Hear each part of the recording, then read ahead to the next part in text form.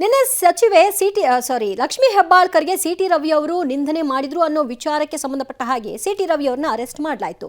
ಅರೆಸ್ಟ್ನ ನಂತರದಲ್ಲಿ ಪೊಲೀಸರು ಅವ್ರನ್ನ ಯಾವ ರೀತಿಯೆಲ್ಲ ನಡೆಸ್ಕೊಂಡ್ರು ಇಡೀ ರಾತ್ರಿ ಅನ್ನೋದರ ಬಗ್ಗೆ ಅವರು ಮಾತನಾಡಿದ್ರು. ಏನ್ ಹೇಳಿದ್ದಾರೆ ಈ ವರದಿ ನೋಡಿ. ಬಿಜೆಪಿ ಮುಖಂಡ ಸಿಟಿ ರವಿಗೆ ರಾತ್ರಿಯೆಲ್ಲ ಟಾರ್ಚರ್. 3 ಜಿಲ್ಲೆ 10 ತಾಲೂಕಿನಲ್ಲಿ ಓಡಾಡಿಸಿದ ಪೊಲೀಸರು. 400ಕ್ಕೂ ಹೆಚ್ಚು ಕಿಲೋಮೀಟರ್ ಓಡಾಟ ಬಳಿಕ ಕೋರ್ಟಿಗೆ ಹಾಜರು. ಜಡ್ಜ್ ಮುಂದೆ ಕರಾಳ ರಾತ್ರಿ ಬಗ್ಗೆ ಬಿಚ್ಚಿಟ್ಟ ಸಿಟಿ ರವಿ. ಹೌದು, ಸಚಿವೆ ಲಕ್ಷ್ಮೀ ಹೆಬ್ಬಾಳ್ಕರ್ ವಿರುದ್ಧ ನಿಂದನಾತ್ಮಕ ಹೇಳಿಕೆಯನ್ನು ನೀಡಿ ಬಂಧನಕ್ಕೆ ಒಳಗಾಗಿರುವ ಮಾಜಿ ಸಚಿವ ಹಾಗೂ ಮೇಲ್ಮನೆ ಸದಸ್ಯ ಸಿಟಿ ರವಿಗೆ ನಿನ್ನೆ ರಾತ್ರಿ ನರಕ ದರ್ಶನವಾಗಿದೆ.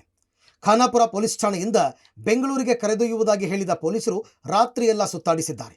3 ಜಿಲ್ಲೆಯ 10 ತಾಲೂಕಿನಲ್ಲಿ ಸುಮಾರು 400 ಕಿಲೋಮೀಟರ್ ಸುತ್ತಾಡಿಸಿದ ಪೊಲೀಸರು ಬೆಳಗ್ಗೆ ವಾಪಸ್ ಬೆಳಗಾವಿಗೆ ಕರೆತಂದು ಕೋರ್ಟ್ ಮುಂದೆ ಹಾಜರುಪಡಿಸಿದ್ದಾರೆ. ಇನ್ನು ರಾತ್ರಿ ಇಡೀ ಸಿಟಿ ರವಿ ಜರ್ನಿ ಹೇಗಿತ್ತು ಅಂತ ನೋಡೋಣ. City Ravi night rounds.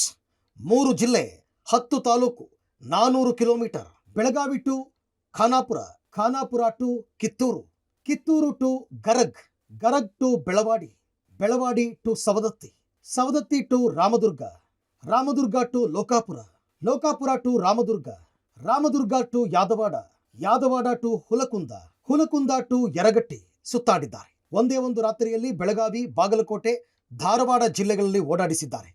Police ವಶದಲ್ಲಿದ್ದಾಗ Ravi ತಲೆಗೆ ಗಾಯ, ಮಾನಸಿಕ ಯಾತನೆಗೆ ಒಳಗಾದ ರವಿ ರಸ್ತೆ ಮಧ್ಯೆ ಕೂತು ಪೊಲೀಸರ ವಿರುದ್ಧ ಕೂಗಾಟ.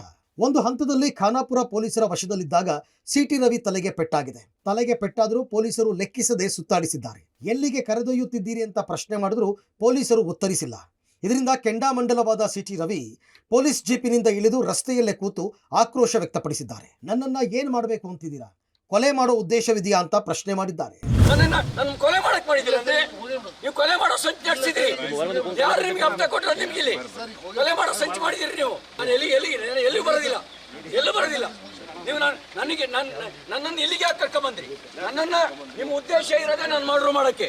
ನನಗೆ ಇಂಜುರಿ ಆದ್ಮೇಲೆ 3 ಗಂಟೆ 3.5 ಗಂಟೆ ಮೇಲೆ ನೀವು ಫಸ್ಟ್ ಏಡ್ ಮಾಡ್ತಿದ್ದೀರಿ. ನೀವು ನಾನೇನು ಕ್ರಿಮಿನಲ್, ನಾನೇ ಟೆರರಿಸ್ಟ್. ನಾಚಿಕೆ ಆಗಲ್ಲ ನಿಮ್ ಸರ್ಕಾರಕ್ಕೆ. ನೀವು ನನ್ನ ಮಾಡಬೇಕಾದ್ರೂ ಮಾಡಿ, ಎನ್ಕೌಂಟರ್ ಮಾಡ್ತೀರಾ ಮಾಡಿ, ಏನ್ ಮಾಡ್ತೀರಿ ಮಾಡಿ, ಮಾಡ್ರಿ ನೀವೇನ್ ಮಾಡ್ತೀರಿ ಮಾಡಿ. ಪೊಲೀಸರಿಗೆ ಸಿಎಂ ಡಿಸಿಎಂ ಕರೆ ಮಾಡಿದ್ರ? 50ಕ್ಕೂ ಹೆಚ್ಚು ಬಾರಿ ಕಾಲ್ ಮಾಡಿದ್ರ? ಇನ್ನು ಸಿಟಿ ರವಿಗೆ ಕಿರುಕುಳ ನೀಡಲು ಪೊಲೀಸರ ಮೇಲೆ ಸಿಎಂ ಹಾಗೂ ಡಿಸಿಎಂ ಒತ್ತಡ ಹೇರಿದ್ರು ಅನ್ನೋ ಗಂಭೀರ ಆರೋಪವನ್ನ ಬಿಜೆಪಿ ನಾಯಕರು ಮಾಡಿದ್ದಾರೆ. ಪೊಲೀಸರಿಗೆ ಸುಮಾರು 50ಕ್ಕೂ ಹೆಚ್ಚು ಕಾಲ್ಗಳನ್ನ ಸಿಎಂ ಹಾಗೂ ಡಿಸಿಎಂ ಮಾಡಿ ನಿರ್ದೇಶನ ನೀಡುತ್ತಾ ಇದ್ರು ಅನ್ನೋ ಆರೋಪವನ್ನ ವಿಪಕ್ಷ ನಾಯಕ ಅಶೋಕ್ ಹಾಗೂ ವಿಜಯೇಂದ್ರ ಮಾಡಿದ್ದಾರೆ. ಕಬ್ಬಿನಗದ್ದೆ 100 ಅಡಿ ಆಳದ ಕ್ವಾರಿ ಬಳಿ ಕಾಡಿನ ಮಧ್ಯೆ ಪೊಲೀಸ್ ಜೀಪ್ ನಿಲ್ಲಿಸಿ ಆತಂಕ ಮೂಡಿಸಿದ್ರು ಅನ್ನೋ ಆರೋಪವನ್ನ ಮಾಡಿದ್ದಾರೆ. ಅವರನ್ನ ರಿಮೋಟ್ ಪ್ಲೇಸ್ ಅಲ್ಲಿ ಜಲ್ಲಿ ಕ್ರಷರ್ ಇರ್ತದಲ್ಲ, ಬಹಳ ಪಾತಾಳಕ್ಕೆ ಹೋಗಿರ್ತದಲ್ಲಿ, ಅಲ್ಲಿ ಕರ್ಕೊಂಡು ಹೋಗಿ ನಿಲ್ಸಿದ್ದಾರೆ. ಫೋನಲ್ಲಿ ಪೊಲಿಟಿಷಿಯನ್ಸ್ ಹತ್ರ ಮಾತಾಡ್ತಾ ಇರ್ತಾರೆ. ಅವರು ಏನ್ ಡೈರೆಕ್ಷನ್ ನೆಕ್ಸ್ಟ್ ಹೇಳಿದ್ರೆ ಫಾರೆಸ್ಟ್ ಕರ್ಕೊಂಡು ಹೋಗಿದ್ದಾರೆ, ಫಾರೆಸ್ಟ್ ಏರಿಯಾದಲ್ಲಿ ನಿಲ್ಸಿದ್ದಾರೆ. ಮತ್ತೆ ಅವ್ರ ಡೈರೆಕ್ಷನ್ ನಾನು ಹೇಳ್ತಾ ಇದ್ದೀನಿ, ಈ ಎಂಟೈರ್ ಎಪಿಸೋಡ್ ಅನ್ನ CBI ತನಿಖೆಗೆ ಕೊಡಬೇಕು. ಯಾಕೆಂದ್ರೆ ಯಾರು ಫೋನ್ ಮಾಡಿದ್ರು, ದ್ವೇಷ ಮಾಡ್ತಾ ಇದ್ದಾರೆ, ಪೊಲಿಟಿಕಲ್ ಎಂಟ್ರಿ ಇದೆ ಅನ್ನೋದು ಸ್ಪಷ್ಟವಾಗಿ ಆಗ್ತೈತೆ. ಡೈರೆಕ್ಷನ್ ಇಲ್ದೇನೆ ನಡೆಯೋದಕ್ಕೆ ಸಾಧ್ಯನೇ ಇಲ್ಲ. ಸಿಟಿ ರವಿ ಇದ್ದಂತ ಸ್ಕಾರ್ಪಿಯೋದಲ್ಲಿ ಏನ್ ಪೊಲೀಸ್ ಅಧಿಕಾರಿಗಳು ಇದ್ರು, ಪ್ರತಿ ಅರ್ಧ ಗಂಟೆಗೂ ಡೈರೆಕ್ಷನ್ಸ್ ಬರ್ತಾ ಇತ್ತು. ಯಾರಿಂದ ಬರ್ತಾ ಇತ್ತು ಇದು ಕೂಡ ತನಿಖೆ ಆಗ್ಬೇಕು. ಅದಕ್ಕೆ ಅಶೋಕ್ ಅವರು ಹೇಳಿದ್ದು CBI ತನಿಖೆ ಆಗ್ಬೇಕು ಅಂತೇಳಿ. ಇವತ್ತು ಕಾಂಗ್ರೆಸ್ ಸರ್ಕಾರ ಕಾನೂನನ್ನ ದುರುಪಯೋಗ ಪಡಿಸ್ಕೊಂಡು ಜನಪ್ರತಿನಿಧಿಗಳ ಮೇಲೆ ಒಂದು ಪ್ರಹಾರವನ್ನ ಮಾಡ್ತಕ್ಕಂಥ ಏನು ಕೆಲಸ ಮಾಡಿದೆ, ಖಂಡಿತ ಇದು ಅಕ್ಷಮ್ಯ ಅಪರಾಧ. ಇದು ಸೂಕ್ತವಾಗಿರ್ತಕ್ಕಂಥ ತನಿಖೆ CBI ತನಿಖೆ ಆಗ್ಲೇಬೇಕಾಗ್ತದೆ. ಸಿಟಿ ರವಿಗೆ ಉಪವಾಸ ಕೆಡವಿದ್ರ ಪೊಲೀಸರು. ಕೋರ್ಟ್ ಮುಂದೆ ಸಿಟಿ ರವಿ ವಿವರಣೆ. ಈ ಮಧ್ಯೆ ಸಿಟಿ ರವಿಗೆ ರಾತ್ರಿ ಊಟ ನೀಡದೆ ಪೊಲೀಸರು ಉಪವಾಸ ಕೆಡವಿದ್ರು ಅಂತ ಬಿಜೆಪಿ ನಾಯಕರು ಆರೋಪ ಮಾಡಿದ್ದಾರೆ. ಕೋರ್ಟ್ ಮುಂದೆ ಹಾಜರುಪಡಿಸಿದಾಗ ಜಡ್ಜ್ ಮುಂದೆ ತಾವು ಅನುಭವಿಸಿದ ಎಲ್ಲ ಕಷ್ಟಗಳನ್ನು ಹೇಳ್ಕೊಂಡಿದ್ದಾರೆ.